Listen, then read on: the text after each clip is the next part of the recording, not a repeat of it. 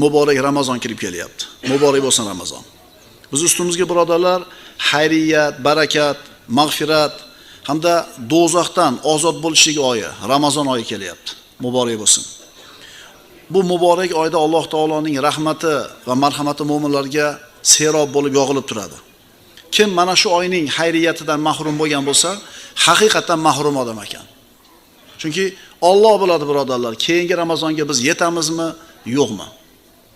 Toat, mag'firat oyi, nur, hidoyat oyi, Qur'on tilovati bo'lgan, barakot bo'lgan oy birodarlar. Buni g'animat bilishimiz kerak. G'animat bilishimiz kerak. Albatta siz bilan biz mu'minlar bu oyni